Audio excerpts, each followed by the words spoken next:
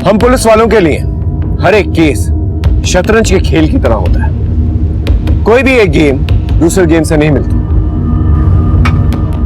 मैं senior inspector Himanshu Rawat. जब मैं सीतापुर में पोस्टेड था तो एक हैरत अंगेज केस आया मेरे पास, बिल्कुल इस शतरंज के खेल की तरह, बुरी तरह से बिखरा हुआ। हर एक मोड़ पे एक नया खतरा, एक नया चैलेंज। लेकिन मैं और मेरी टीम ने यह फैसला कर लिया था, इस बिखरे हुए केस को सुलझा कर रहेंगे।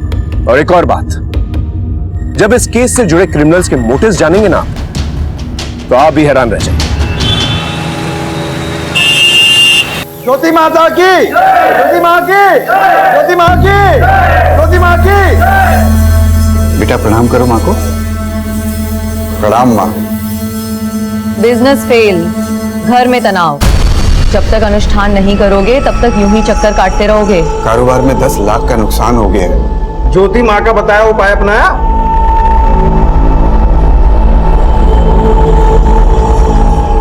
जी नहीं। फिर जो हुआ है वो और होगा। ज्योति माँ की भविष्यवाणी याद है ना? मृत्यु मंडरा रही है तुम्हारे घर पे। जो अनुष्ठान बताया है उसे करो, नहीं तो मृत्यु निश्चित है। मैं करता हूँ। त्रिकाल रक्षा करे। 2 बेटियां हैं ना, 4 साल की और 10 साल की। जी माँ। आओ बेटी, इधर आओ। आजा आजा, इधर आजा। हाँ, इधर से आओ। जो कहा है वो करो, नहीं करोगे तो मरोगे। इधर आओ।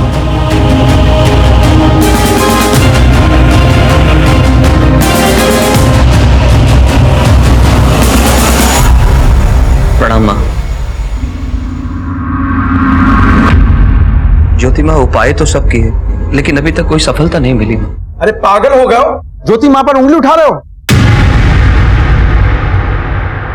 तुम्हारा इलाज जल्दी हो जाएगा, मन में काम ना करो। जैसी आपकी आज्ञा माँ।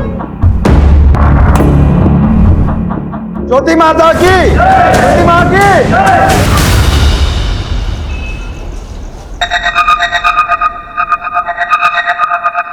अनिकेत कॉफी।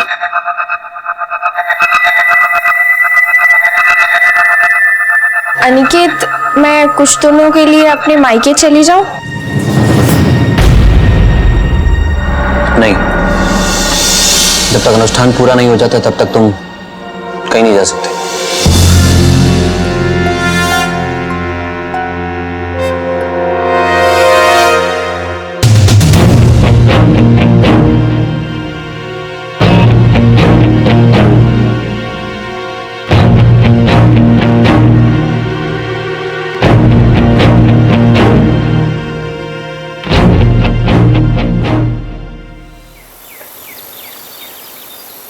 नीलम, बर्तन अच्छे से धोना।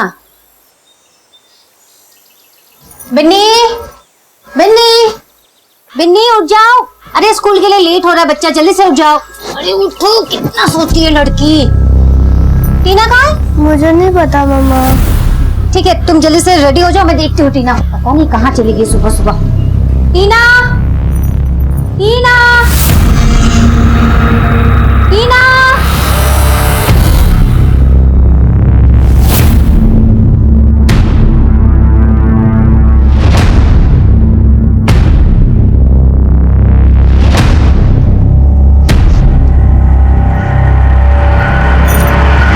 हेलो, टीना आपके साथ है क्या? कैसी बात कर रही हो तुम? अरे टीना कैसे हो सकती है मेरे साथ? लेकिन वो तो घर में भी नहीं है। घर पे नहीं है मतलब? आप जल्दी से आ जाओ, मैंने ढूंढ लिया लेकिन मिल नहीं रही है। आप जल्दी से आ जाओ। मिली क्या टीना? नहीं मिली मम्मा। नहीं मिली। पता नहीं कहाँ चली गई मेरी बच्ची। क्या करूँ मैं अभी, कहाँ ढूंढूं उसे? शोमिश, शोमिश, टीना नहीं मिली अभी तक। नहीं मिल रही है मतलब क्या? गई कहाँ वो? मुझे नहीं पता कहाँ गई वो। उसे ढूंढ के लाओ, मेरी बच्ची को ढूंढ के लाओ प्लीज। टीना को ढूंढ के लाओ प्लीज।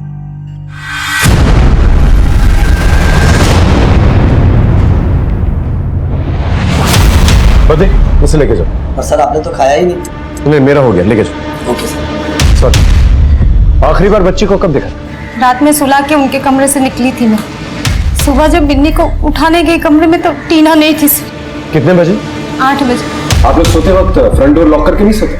करते हैं सर, लेकिन मेड, अखबार वाला, दूध वाला आते सुबह तो खोल देते। आपको किसी पे कोई शक, किसी ने कोई दुश्मनी निकाली हो या फिर? जी ऐसा तो कोई नहीं है। आप कहाँ थे जब बच्चे गायब हुए थे? सर मैं फैक्ट्री पे गया था कुछ काम से। इतनी सुबह? जी एक पार्टी के साथ कुछ डील करना था। ठीक है, आप अपनी कंप्लेंट रजिस्टर करवा दीजिए, हम अपनी कार्रवाई शुरू करते हैं। धर्म, टेक चार्ज। सर आइए।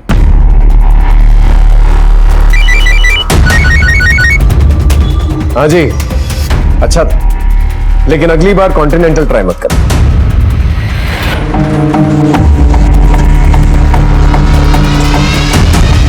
साहब मैं 8:30 बजे आ जाती हूँ। तुमने कहीं टीना को आते जाते देखा?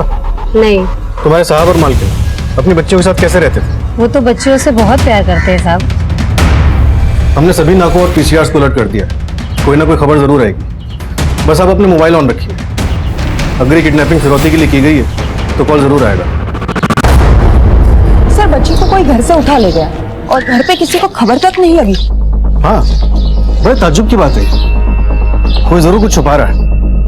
नमिता, तुम एक काम करो, वो जो आदमी है सुमेश शर्मा, उसकी हिस्ट्री निकालो, बेड पे नजर रखो, उनके घर कौन आता जाता है सब पता करो। सर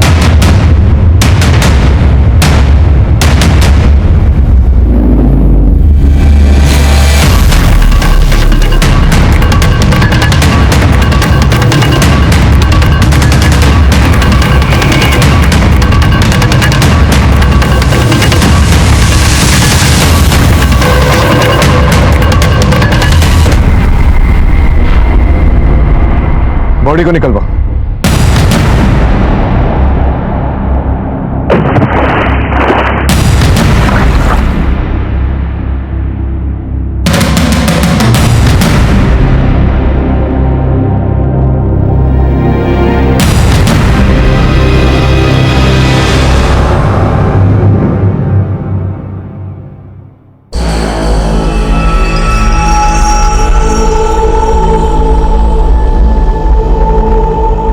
हेलो,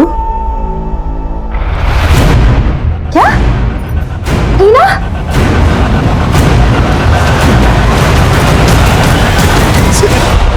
टीना, टीना, टीना, टीना मेरे बच्चे को क्या हो गया? टीना मेरे बच्चे, टीना, अरे उठाओ उसको।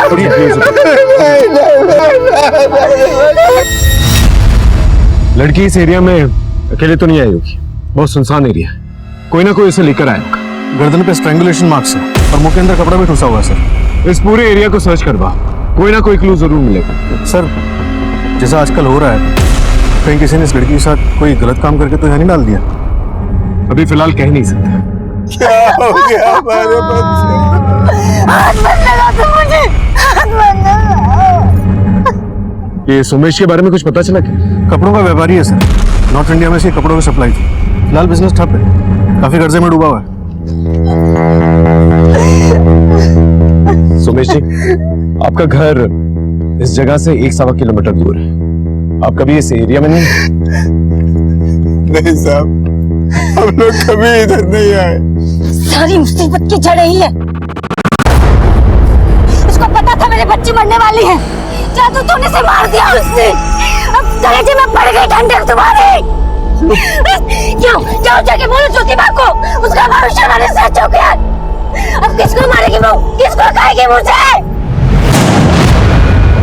ये ज्योति माँ का क्या चक्कर है? कुछ नहीं है साहब, बस मुझे कारोबार में बड़े झटके लगे थे साहब, बहुत नुकसान हो गया था। उसी सिलसिले में उनसे जाके मिल आया था। उन्होंने मुझे कुछ विधि अनुष्ठान बताए थे, मगर सर वीरा को ये सब बिल्कुल पसंद नहीं है। लेकिन वीरा ने तो कहा कि ज्योति माँ ने आपकी बेटी की जान ली थी। नहीं साहब, उन्होंने तो खाली भविष्यवाणी की थी। कैसी भविष्यवाणी? उन्होंने कहा था साहब, मृत्यु मंडरा रही है तुम्हारे घर पे। 2 बेटियां हैं ना, 4 साल की और 10 साल की। जो अनुष्ठान बताया है उसे करो, नहीं तो मृत्यु निश्चित है। क्या उपाय बता? साहब उन्होंने 2 लाख रुपए का हवन करने को कहा था, मैं नहीं कर पाया, मैं नहीं बचा पाया अपनी बच्ची को साहब। ये ज्योति माँ कहाँ रहती है?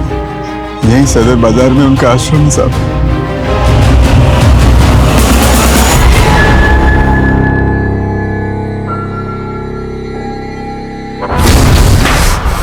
फिर इस बार बात नहीं बनी, आगे ऐसा कब तक चलता रहेगा? बस अब ऐसा लगता है इसके बाद मुझे ही कुछ प्लान बनाना पड़ेगा।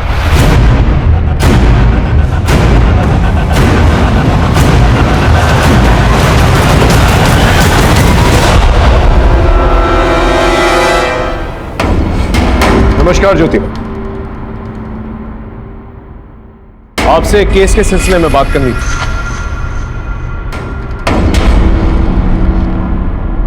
जी, हत्या हुई है उसकी, 4 साल की टीना शर्मा, आपके भक्त सोमेश की बेटी। सोमेश की बेटी ने प्राण त्याग दिए। बड़ी ही नेक बच्ची थी, आई थी कुछ दिन पहले हमारे आश्रम में। सोमेश को हमने बताया था कि काल मंडरा रहा है उसके ऊपर, शनि की वक्र दशा है उस पर। उसे निदान भी बताया था, लेकिन नहीं किया। आजकल तो लोग सिर्फ अपनी जेब ही देखते हैं। पर हत्या हुई है उसकी, तो उसे घर से उठा के ले गया और उसे मार डाला। आपने तो भविष्यवाणी भी की थी ना? क्या मैं जान सकता हूं आपको ये कैसे पता चला? अब थानेदार साहब, अपराध और कानून के बारे में तो हम आपको क्या ही बताएं, लेकिन हाँ, आपको ये जरूर बता सकते हैं कि ज्योति माँ सब जानती है, भूत भविष्य सब कुछ। माँ ज्योति के अंदर एक दिव्य प्रकाश समाया हुआ है, जिससे कुछ भी नहीं छुपता। कानून का भी यही हाल है ज्योति, कानून से भी कोई भी मुजरिम नहीं छुपता। थानेदार साहब, हो गई आपकी बातचीत? ज्योति माँ, आपसे मंत्री जी मिलने आने वाले हैं। 2 मिनट। अरे मंत्री जी बहुत दूर से आ रहे हैं, प्लीज। ठीक है, नमस्कार। सर आपने बुलाया? हाँ करो, एक काम करो, ज्योति माँ के भक्तों की एक लिस्ट निकलवा। तो ज्योति माँ उसका पति कोई ना कोई कांड जरूर कर रहा है, और ये भी पता करो कि ज्योति माँ आई कहां से, इसका बैकग्राउंड क्या है। सर ये कुछ 3-4 साल पहले आई थी। सोमेश और उसकी वाइफ के बीच में ज्योति माँ की वजह से अनबन चलती रहती है। सोमेश ज्योति माँ का बहुत बड़ा भक्त है, और उसी के घर में उसकी बेटी गायब होती और उसकी हत्या कर दी जाती है। हमने एक एंगल तो टटोल लिया है, लेकिन बाकी एंगल टटोलना बाकी है। एक काम करो, सोमेश शर्मा और वीरा शर्मा के कॉल डिटेल्स निकालो। शायद इस किडनैपिंग और मर्डर के पीछे कोई पर्सनल एंगल भी हो सकता है। Right sir. भारतीय कानून बिल्कुल लॉजिक पर चलता है, उसके लिए 2 और 2 4 होते हैं, 5 नहीं। अब जरा आप ही सोच कर देखिए, एक बच्ची की मौत हो जाती है, सारे गवाह सारे सबूत हत्या की तरफ इशारा करते हैं, लेकिन फिर हमें यह सुनने में आता है कि किसी ने इसकी भविष्यवाणी की थी। जो अनुष्ठान बताया है उसे करो, नहीं तो मृत्यु निश्चित है। ज्योति माँ सब जानती है, भूत भविष्य सब कुछ। कहां जाता है तर्क, कहां जाता है लॉजिक? हर अपराध के पीछे एक दस्तक होती है। हम पुलिस वाले उस दस्तक को ढूंढकर असली मुजरिम तक पहुंचते हैं। सोमेश और वीरा के घर में जो कांड हुआ था, किसी ना किसी ने वो दस्तक जरूर सुनी होगी। लेकिन फिलहाल मैं आपको एक और बात बता देता हूं कि कहीं और एक जोरदार अपराध की दस्तक हो रही थी, जो इस खेल में हलचल पैदा करने वाली थी।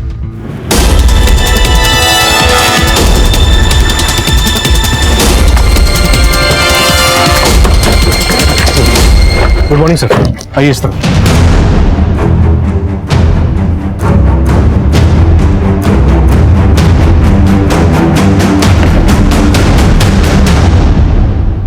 अगर इस एरिया में कोई सीसीटीवी कैमरा है तो चेक कर, शायद हमें कोई क्लू मिल जाए। सर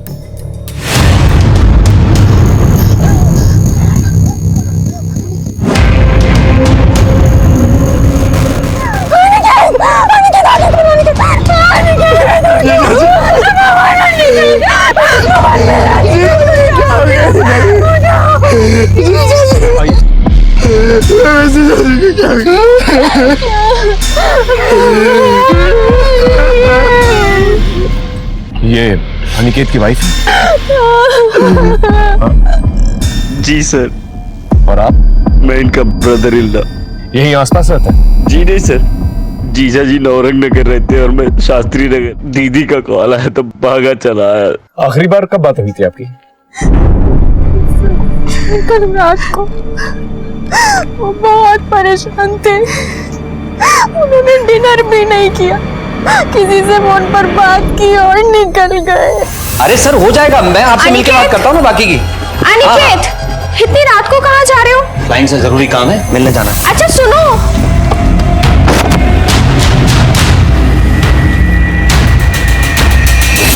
कुछ बताया किससे बात हुई थी? नहीं सर। क्या हुआ भुवन? साहब साहब साहब ये कहाँ हो गया साहब? आप? साहब मैं निकेश साहब का पीए राज हूँ। क्या काम करते थे? बिल्डिंग बनाने का काम था साहब। बिजनेस में किसी के साथ कोई अनबन थी? नहीं सर, सब ठीक ठाक चल रहा था। सर ये फोन मिला है जेब से। आप जाइए। सर इसमें से सारा डेटा इरेज किया गया है, ना कोई कॉल रिकॉर्ड्स, ना मैसेजेस और ना पिक्स। मतलब मोबाइल फॉर्मेट किया?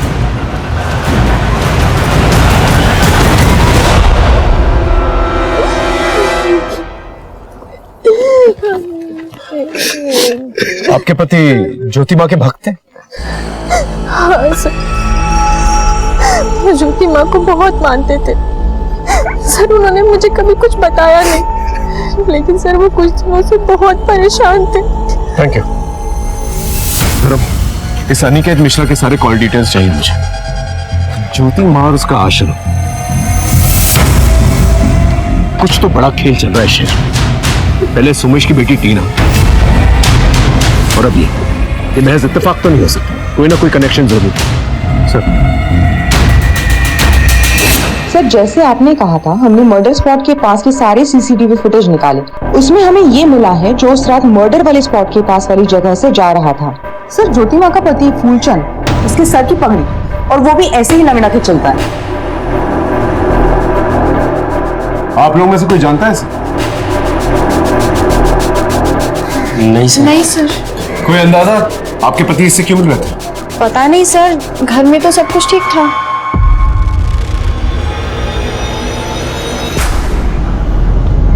मम्मी, पापा उस रात टीना को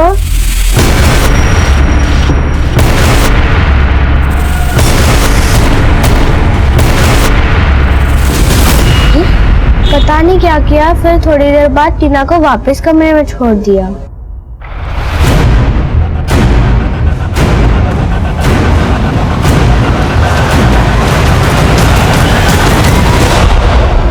बिजनेस में सब सही था? जी सर। तुम कंपनी के अकाउंट्स भी देखते हो? जी। हाल फिलहाल में कोई लेन देन? वो तो सब चलता ही रहता सर। वो क्या है ना कि शहर में बहुत सारे प्रोजेक्ट चल रहे हैं अपने, और सारा लेन देन सर का एकदम ट्रांसपेरेंट था, चेक से लेन देन था सारा। ये ज्योति माँ का क्या चक्कर है? वो तो उनका पर्सनल मामला है सर। वही तो पूछ रहा हूँ, इस पर्सनल मामले के बारे में तुम कितना जानते हो?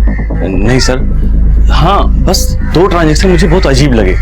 3 महीने पहले उन्होंने 5 लाख कैश निकलवाए, और फिर पिछले हफ्ते उन्होंने 1 लाख फिर कैश निकलवाए।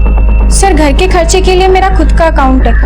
अनिकेत मुझे कभी हाथ में कैश नहीं देते थे। आप गवर्नमेंट जॉब करते हैं? जी सर। कब से? 3 महीने हो गए सर ज्वाइन किए। इससे पहले क्या किया करते थे? इसके पहले सर अनएम्प्लॉयड था। ग्रेजुएशन के बाद गवर्नमेंट जॉब के लिए अप्लाई कर रहा था। 6 साल हो गए सर, अब जाके नौकरी लगी। खर्चा कैसे चलता है तुम्हारा? माँ बाप तो है नहीं, अनिकेत पैसे वगैरह देता था? देखो सच सच बता दो, बाद में अगर कुछ पता चला ना तो सीधा अंदर जाओगे। एक्चुअली सर गवर्नमेंट जॉब के लिए अप्लाई किया था, तो रिटर्न में हो गया था सर। दलाल 5 लाख रुपए मांग रहा था, चीजू ने हेल्प करी थी सर। और पिछले हफ्ते जो 1 लाख रुपए दिए थे उसका क्या? 1 लाख रुपए? जी नहीं सर, जीजू ने मुझे वो पैसे नहीं दिए। भक्तजनों, दैवी शक्ति के आगे सब बेकार है। आज मैं आप सबको एक बात बताना चाहती हूँ। सोमेश और अनिकेत दोनों को मैंने चेतावनी दी थी, दोनों से मैंने अनुष्ठान कराने को कहा था, लेकिन दोनों ने ही मेरी बात नहीं मानी, और नतीजा आप सबके सामने है। ज्योति माँ की, ज्योति माँ की, ज्योति माँ की। ठीक है सर। हाँ धर्म, सोमेश की बेटी टीना की पोस्टमार्टम रिपोर्ट आ गई थी। मौत स्ट्रैंगुलेशन की वजह से हुई थी। मतलब घर से उसे उठाया गया और फिर मुंह में कपड़ा ठूसा गया ताकि वो चीखे चिल्लाए, और फिर गला घोटकर उसे मार डाला गया, और फिर लाश को पानी में फेंक दिया गया। सर सेक्सुअल असॉल्ट के कोई ट्रेसेस नहीं मिले। उस एरिया में कोई सीसीटीवी कैमरा है? नहीं सर, जहाँ लाश मिली वहां पे सीसीटीवी का कोई भी सोर्स नहीं है, और घर के आसपास भी नहीं। इस सोमेश शर्मा के बारे में कुछ पता चला? सर कारोबार इसका लगभग बंद ही होने वाला है, फैक्ट्री भी बंद हो चुकी है, काफी कर्जे में है। हो ना हो, इस ज्योति माँ का कोई ना कोई कनेक्शन जरूर है इस टीना शर्मा के मर्डर के पीछे, और अनिकेत मिश्रा के भी। ये किसी गुरु नेकचंद की शिष्य थी ना, 5 साल पहले दीक्षा लेकर यहाँ आई। सर हमारी टीम आश्रम में सबूत जुटा रही है। एक काम करो, इसके गुरु के दर्शन करें। Right sir.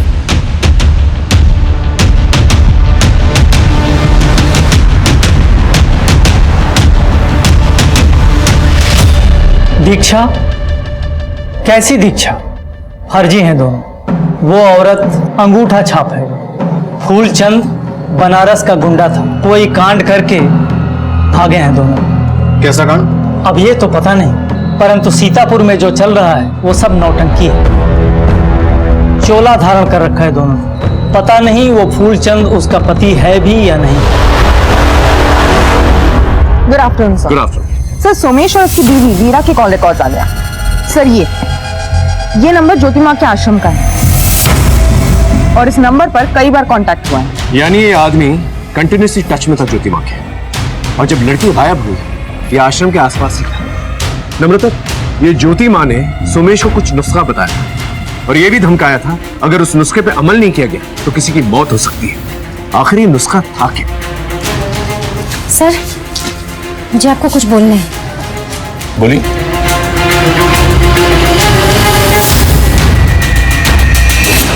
बेटी के साथ पूजा रूम में? वो ज्योति माँ ने बोला था करने के लिए। क्या कहा? बलि चढ़ाने के लिए? सर कैसी बात कर रहे हैं सर आप? आवाज नीची। सारे सबूत तेरे खिलाफ हैं। सच सच बता। सर आप क्या बोल रहे हैं सर? मेरा मतलब है कि सर मैं अपनी बेटी को क्यों मारूंगा सर? फिर क्यों लेकर गया था उसको आधी रात को पूजा रूम के अंदर? क्योंकि ज्योति माँ ने कहा था कि कन्या से जाप करवाना है। बड़ी बेटी क्यों नहीं?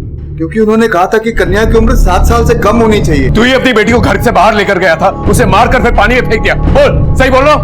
नहीं सर, ये बिल्कुल झूठ है सर, बिल्कुल गलत है सर, बिल्कुल गलत है सर। इसकी रिमांड लेके? नहीं, जाना दो, लेकिन कड़ी नजर रखो इसमें, कोई ना कोई गलती जरूर करेगा। सर आरिफ जाने दो। Yes sir. Excuse me sir. हाँ कमल बोलो। ठीक है, मोबाइल पे भेज दो। सर कोमल का फोन था, भक्तों की लिस्ट मिल गई है उसे।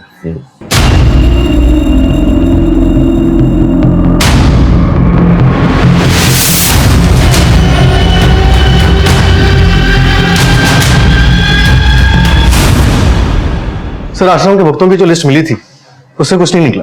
कोई भी ज्योति माँ के खिलाफ बोलने को तैयार नहीं है, डरते हैं कहीं प्रकोप ना लग जाए। और इस अनिकेत मिश्रा की पोस्टमार्टम रिपोर्ट में बहुत बड़ा खुलासा हुआ। उसका गला किसी तेज चीज से काटा गया है, लेकिन उसकी मौत पॉइजनिंग से हुई, जहर खा के। हो सकता है उसे फोन करके किसी ने बुलाया हो, फिर पॉइजन किया और बाद में उसका गला किसी तेज चीज से काट दिया। या ये भी हो सकता है पहले उसे पॉइजन करके उसका गला काट के बाद में उसकी बॉडी गाड़ी में डंप किया। धर्म, अनिकेत मिश्रा के कॉल रिकॉर्ड निकलवा, वो आखिरी कॉल हमारे लिए बहुत इंपॉर्टेंट है। शाम तक मिल जाएंगे सर। सीसीटीवी फुटेज में भी बस वो विकलांग आदमी दिख रहा है। सिर्फ इस सबूत के साथ हम फूलचंद को अरेस्ट नहीं कर सकते। सर हाँ, अनिकेत मिश्रा के कॉल रिकॉर्ड्स आ गए। उसे जो लास्ट कॉल आया था वो किसी गोमती देवी की फर्जी आईडी पर रजिस्टर्ड है। यानी पूरी प्लानिंग की गई है। इस ज्योति माँ के बहुत सारे भक्त हैं, उसके लिए किसी की भी आईडी लेकर अपना उल्लू सीधा करना कोई मुश्किल बात नहीं। सर इसमें एक और नंबर, ये तृप्तिपाल। ये तृप्तिपाल और अनिकेत पिछले 8 महीने से एक दूसरे के साथ लगातार कांटेक्ट में। कौन है ये तृप्तिपाल? सर शांति नगर में कोई वुमेन्स हॉस्टल वहां रहती है। वहां फोन करने पे पता चला कि तृप्ति पिछले 3 दिन से हॉस्टल लौटी ही नहीं। ये उसकी फोटोग्राफ। कॉलेज स्टूडेंट, 8 अक्टूबर यानी मर्डर के एक दिन पहले से हॉस्टल नहीं लौटी है। पता करो कौन है ये। Right sir.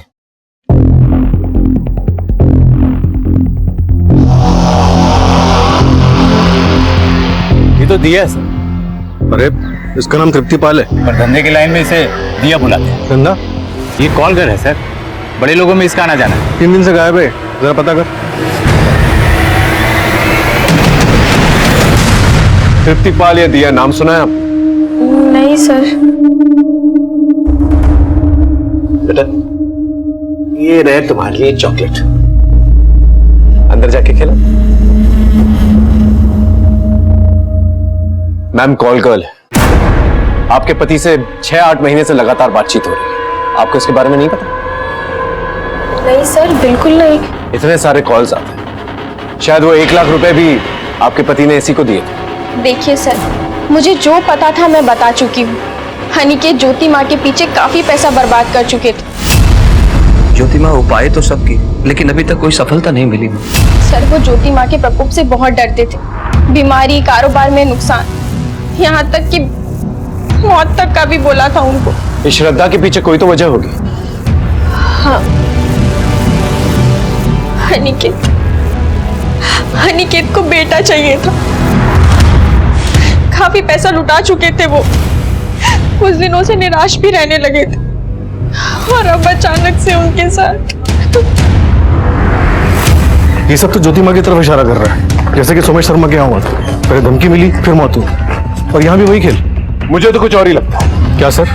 अनिकेत ज्योति माँ के पास अपने बेटे की इच्छा लेकर जाता था, अनुष्ठान भी करवाया था, और दूसरी तरफ कॉलगर्ल के पास भी जाता था। तो शायद कॉलगर्ल के पास भी बेटे की इच्छा लेकर गया हो। कॉलगर्ल के पास तो अय्याशी के लिए जाता था। धर्म, जब तक ये ज्योति माँ का पूरा खेल समझ में नहीं आ जाता ना, ये केस सॉल्व होना बहुत मुश्किल है। धर्म, एक काम करो, नम्रता से कहो इनके फैमिली डॉक्टर से बातचीत कर।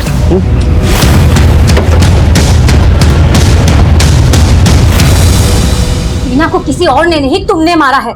तुम्हारे उस ज्योति माँ ने, उसके जादू टोने ने मारा है। बकवास बंद करो। जिसे तुम जादू टोना कह रही हो ना, वही बचाता टीना को। एक आखिरी अनुष्ठान था। आहुति देने जा रहे थे ना पूजा के कमरे में टीना की। अरे आहुति नहीं, अनुष्ठान था वो। मैं मानता हूँ कि मैंने बहुत पैसा खर्चा किया है, मगर यकीन करो 2 महीने से फूटी कौड़ी नहीं दी फूलचंद को। ओह, तभी तो पैसे मिलने बंद हो गए तो उस ज्योति माँ ने मेरी बच्ची को मरवा दिया, उसकी भविष्यवाणी सही साबित करने के लिए।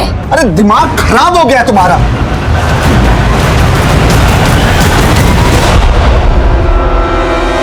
सर, वीरा और उसके पति के बीच काफी दिनों से लड़ाई झगड़ा हो रहा है। वीरा सुमेश का इस तरीके से पैसे उड़ाने से काफी नाखुश है, और यहाँ तक सुनने में आया है कि स्कूल फीस ना भरने के कारण उनकी बेटियों का नाम स्कूल से कट गया है। Okay, good job.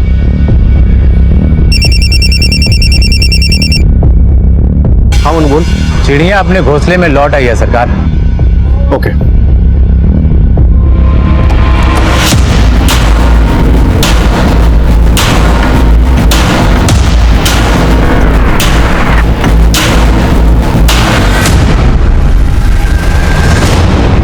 मैं किसी अनिकेत मिश्रा को नहीं जानती।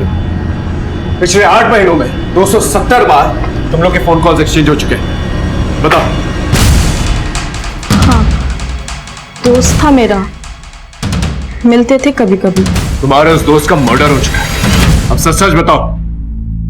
नम्रता, 10 दिन बिठा के खिला पिला के पूछेंगे, समझी?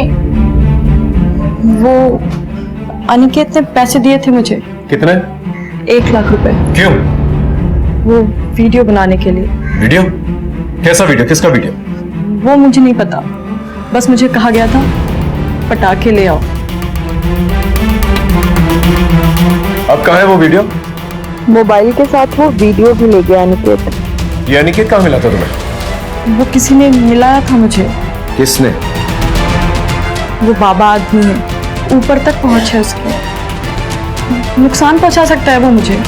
तुम फिक्र मत करो, उसका नाम बता। बोलो। फूलचंद। वो ज्योति माँ का पति? हाँ, ज्योति माँ का आश्रम तो सिर्फ एक ढाल है, उसके पीछे वहाँ देह व्यापार होता है। उनके पास जो भी बिजनेसमैन आते हैं जो अपनी बीवियों से परेशान हैं, उनको कॉल गर्ल सप्लाई करता है फूलचंद। धर्म सर, एक रीडिंग टीम तैयार करो। इस आश्रम में और भी लड़कियां हो सकती हैं, और उस फूलचंद के खिलाफ वारंट निकल।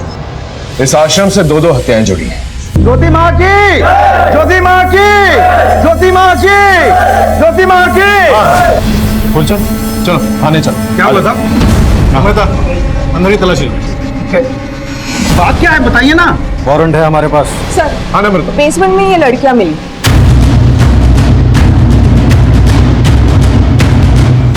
सबको साथ में लेके चलो। चलो।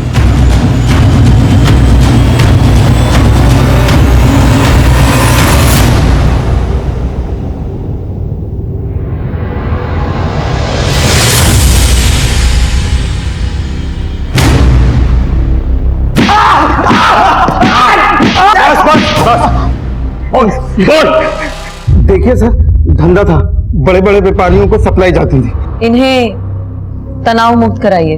आइए आइए आप। ज्योति माँ की जय।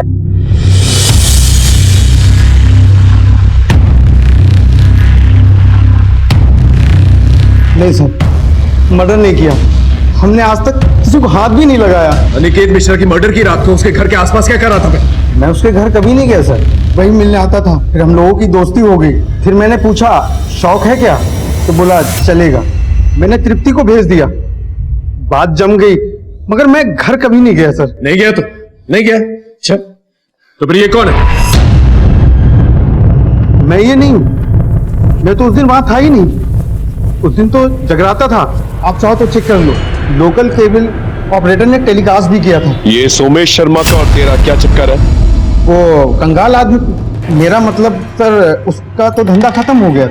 और 6 अनुष्ठान करके 6 लाख रुपए लिए थे ना उससे। हाँ, ये भक्तों को मौत की धमकी क्यों देते तुम लोग? अब लोग ऐसे मानते कहाँ हैं? ये रिमांड लो। सर आपको लगता है सच बोल रहा है? बहुत पुराना चावल है, इसकी बातों में विश्वास नहीं किया जा सकता। पैसों के लिए किसी भी हद तक जा सकता है। इसके स्टेटमेंट को क्रॉस चेक करो। जिस तरह से तृप्ति ने फूलचंद के खिलाफ गवाही दी, उसी तरह से ज्योति माँ के खिलाफ कोई गवाह चाहिए नजर। बाकी भक्तों को तो प्रकोप का डर, लेकिन उषा और वीरा ने काफी नुकसान झेला। ज्योति माँ से नफरत भी है वो, लेकिन उन्होंने भी थाने में ज्योति माँ के खिलाफ कोई गवाही नहीं दी। सर, फुलचंद का स्टेटमेंट वेरीफाई किया है। उस रात वाकई में आश्रम में जगराता था। एक काम करो, पीसीआर को टीना की मौत की खबर किसने दी थी ये पता करो, शायद हमें कोई क्लू मिल जाए। अच्छा चलो क्या? मैं और मेरी टीम 2 नाव पे सवार थे, टीना और अनिकेत, और दोनों ही केसेस में दस्तकों का अंबार था, लेकिन फिर भी किसी ने कुछ नहीं सुना था। हमारी इन्वेस्टिगेशन के दौरान एक बात हमारे सामने आई जिसे सुनकर आप भी हैरान हो जाएंगे। मुझे लगता है अनिकेत के मर्डर के पीछे वो एमएमएस है। वो किसी का तो एमएमएस बना रहा था जिसे वो ब्लैकमेल करना चाहता था, और उसी वजह से उसकी हत्या हो गई।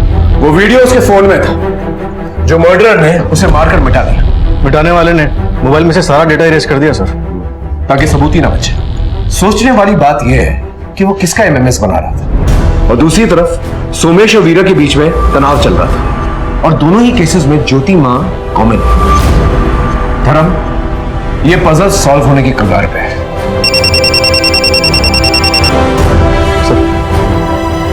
हेलो, क्या?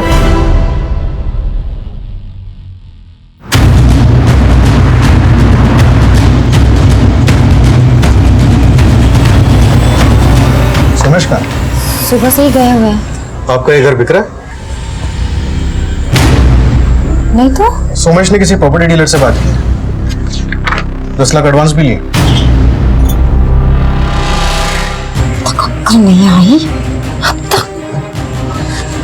छोटी माँ के चक्कर में सब कुछ लुटा चुके हैं। 6 लाख रुपए खर्च कर चुके हैं उसके ऊपर। बोल रहे थे कि 3 अनुष्ठान और करने हैं। अगर ज्योति माँ को पैसे नहीं मिले तो ज्योति माँ का प्रकोप। क्या करूं मैं? आप कानून का रास्ता अपना सकते हैं, केस कर सकते हैं।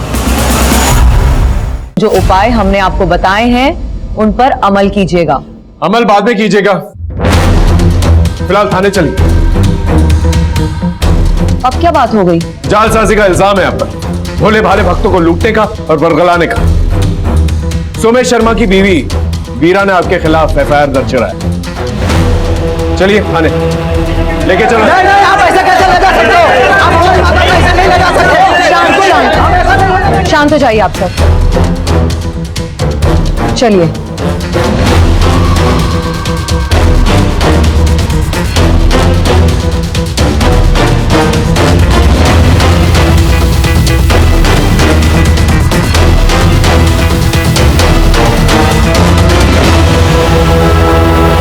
कैसा धोखा, कैसा फरेब, सब धर्म कर्म का मामला है, कोई जबरदस्ती नहीं है, और हत्या का तो सवाल ही नहीं उठता। ये सब बेकार की बातें हैं। मारने की धमकी नहीं दी थी आपने? हमारे भक्तों के साथ जो कुछ भी दुर्घटना हुई है सब ईश्वर के प्रकोप से हुई है, और अनुष्ठान ना करवाने का नतीजा है ये सब। और आश्रम में जो लड़कियों का धंधा चलता है, तुम्हारा पति उनकी दलाली करता है ना? ज्योति माँ को इसकी कोई खबर नहीं है। आश्रम तुम्हारे नाम से है ना? ज्योति माँ को इसकी भी कोई खबर नहीं है। हम करवा देते हैं। ये रहे तहसीलदार के दफ्तर के कुछ कागज। 1280 शांति नगर आपके नाम से। क्या चलता है वहां पर? ज्योति माँ को इसकी कोई खबर नहीं है। इनकी रिमांड लो, सब खबर हो जाएगी। साथ में हत्या की भी क्लूज मिल जाएगी। ये कैसी बात कर रहे हो थानेदार साहब? आप ज्योति माँ के साथ ऐसा नहीं कर सकते। ईश्वर का प्रकोप होगा तुम सबके ऊपर। सर, उषा और अनिकेत को बेटे की चाहत। ज्योति माँ से पहले वो लोग डॉक्टर से भी मिले थे। ये उषा की रिपोर्ट्स। 3 अबॉर्शन? हाँ सर, 2 सालों में 3 बार अबॉर्शन। और सर ये अनिकेत की reports. Aniket Mishra, excessive x chromosome, यानी लड़कियां ही पैदा हो सकती हैं। इस रिपोर्ट से तो क्लियर हो जाता है कि लड़कियों की जांच के बाद ही अबॉर्शन करवाया गया था। ये किसके बच्चों के अबॉर्शंस हो रहे हैं? मेरे। अनिकेत की 3 साल पुरानी medical report, excessive x chromosome, यानी लड़के पैदा ही नहीं हो सकते। 3 अबॉर्शंस हुए। क्या चल रहा था? देखो, हम तहकीकात करेंगे ना तो बहुत कुछ खुल जाएगा। सर, अनिकेत को शुरू से बेटा ही चाहिए था। हमारी एक बेटी है। हर बार जांच के बाद लड़कियां ही आ रही थी, इसलिए हम बार बार अबॉर्शन करवा रहे थे। फिर इस बार बात नहीं बनी। अनिकेत का दिमाग खराब हो गया था। एक दिन मेरा भाई भुवन घर आया और अनिकेत ने उसे बोला, देख भुवन, मुझे बेटा चाहिए कैसे भी। हाँ तो आईवीएफ से करवा लीजिए ना। ढिंडोरा नहीं पिटवाना मुझे समाज में। आईवीएफ से करवा लीजिए। वैसे एक तरीका है। तरीका? अगर तुम और उषा साथ दो तो तुम दोनों मिलके मुझे बेटा दे दो। तुम्हारा दिमाग खराब हो गया है क्या? इतनी घटिया और नीच बात तुमने सोची कैसे? उस बात को लेकर भुवन ने हमारे घर आना जाना बंद कर दिया था। फिर भुवन को नौकरी के लिए पैसों की जरूरत पड़ी, इसलिए मैंने अनिकेत से बात की। सुनिए, भुवन को 5 लाख रुपए की जरूरत है। 5 लाख रुपए पता भी है तुम्हें कितना होता है? उसे गवर्नमेंट जॉब के लिए किसी दलाल को देने, प्लीज मदद कर दीजिए। मदद तो मैं कर दूंगा तुम्हारे भाई की, लेकिन बदले में तुम दोनों को मेरी मदद करनी होगी। मेरी जिंदगी का ख्वाब पूरा करना होगा। सरकारी नौकरी के लिए भुवन का ये आखिरी साल था। गवर्नमेंट जॉब के लिए भुवन मरे जा रहा था, डिप्रेशन की गोलियां खा रहा था। इस साल भी भुवन की जॉब नहीं लगती तो वो सुसाइड कर लेता, और अनिकेत भी मुझे छोड़ने की बात कर रहा था। और इसीलिए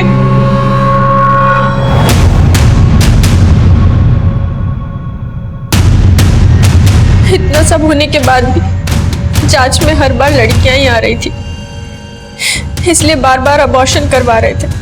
और अब भुवन की भी नौकरी लग चुकी थी और उसने अनिकेत को ये घिनौना काम करने के लिए मना कर दिया था। जीजा जी, ये घिनौना पाप और नहीं होगा हमसे। आपको जो करना है कर लीजिए। अच्छा, नौकरी लगने से पहले तो बड़ा पुण्य था ये, नौकरी लगने के बाद पाप हो गया। बता दूं तेरे डिपार्टमेंट में जाकर कि कैसे घूस देकर तेरी नौकरी लगवाई थी? बता दीजिए, आप भी फंसेंगे। बेटा, ये नौकरी और इज्जत जब तक ना मिले ना तब तक पता नहीं चलता है। अकली तब होती है जब नौकरी और इज्जत हाथ से जाती हुई दिखाई देती है। समझा मेरी बात? अब अनिकेत का भुवन पर जोर नहीं चल पा रहा था, इसलिए अनिकेत ने एक और प्लान बनाया। उसने फूलचंद को बोलकर एक कॉल गर्ल को 1 लाख रुपए दिया और उस कॉल गर्ल का और भुवन का वीडियो बनाया। देख लो वीडियो ये, और अब मुझसे ज्यादा होशियार बनने की कोशिश मत करना, समझे? जो चल रहा है वो चलने दो तब तक, जब तक मुझे मेरा बेटा नहीं मिल जाता, वरना ये वीडियो मैं वायरल कर दूंगा। उसने हमारा भी वीडियो बना रखा था। सर, भुवन एकदम टूट चुका था और अनिकेत का जुनून सर चढ़ चुका था।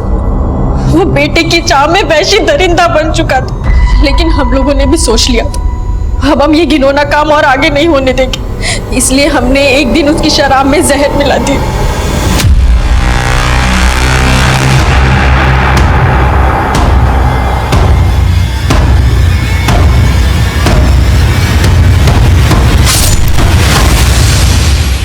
प्लान के मुताबिक हमें फूलचंद को ही फंसाना था, क्योंकि ये सारे घिनौने आइडिया फूलचंद ही अनिकेत के दिमाग में डाल रहा था।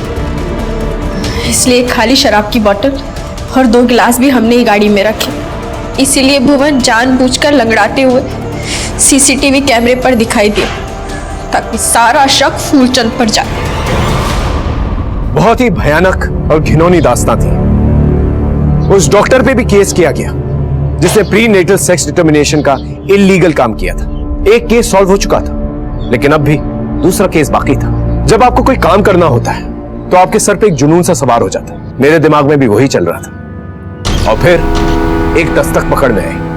हमें इंफॉर्मेशन मिली थी कि 8 अक्टूबर को वीरा को एक फोन आया था टीना की मौत के बारे में। हेलो, लेकिन फोन रिकॉर्ड्स के हिसाब से 8 अक्टूबर को 7 से 10 के बीच में वीरा को कोई फोन ही नहीं आया। फिर वीरा को कैसे पता चला कि टीना की बॉडी तालाब में थी? मैं कमिंग सर? हाँ सर, टीना की लाश की खबर जिस नंबर से पीसीआर पे आई थी वो नंबर वीरा शर्मा का है।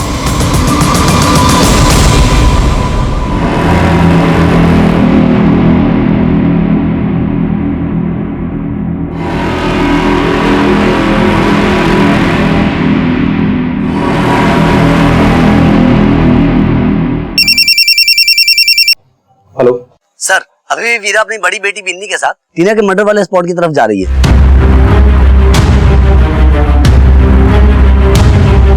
मम्मा बताओ ना किधर जा रहे हैं। हाँ बताते हैं। मम्मी बताओ ना किधर जा रहे हैं। तुझे टीना से मिलाने लेके जा रहे हैं। मम्मी क्या बोल रहे हो? रुक, छोड़ उसे, छोड़ बच्ची को।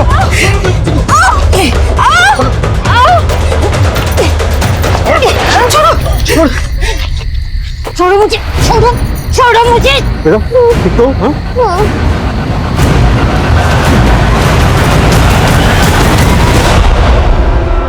दिमाग खराब हो गया था इसका। मेरा ज्योति माँ ने बोला है कि अगर ये अनुष्ठान नहीं करवाए ना तो घर पे मौत मंडराएगी। हमारी बच्चियों में से किसी की... वो कुछ भी कहेंगे और तुम मान लोगे? खबरदार, आज के बाद बिन्नी या टीना को उसके पास लेके गए तो सब कुछ लुटा रहा था शोमिस ज्योति माँ के लिए। फीस न दे पाने की वजह से बच्चों को दूसरे स्कूल में शिफ्ट करना पड़ा। तो ये आदमी हमारे सर से छत छीनना चाहता था। अपने पति की आंखें खोलने के लिए मैंने टीना को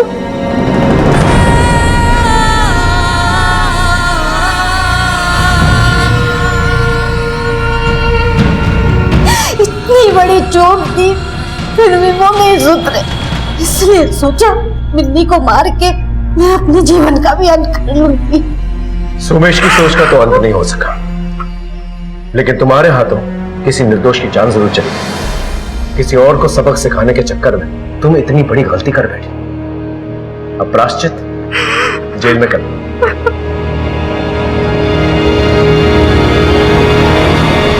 वीरा का मानसिक संतुलन खो रहा था, और वहीं अनिकेत, उस पर बेटे की धुन सवार थी, और इसी के चलते उषा का सब्र का बांध टूट गया। और फिर वो हादसा हुआ जिसे बोलते हुए शर्म आती है मुझे। उम्मीद है ये केस देखकर आपको कुछ सबक हासिल हुआ होगा। फिर मिलेंगे एक नए केस के साथ। तब तक देखते रहिए क्राइम पेट्रोल 10 तक। मकसद बताना नहीं, बचाना है।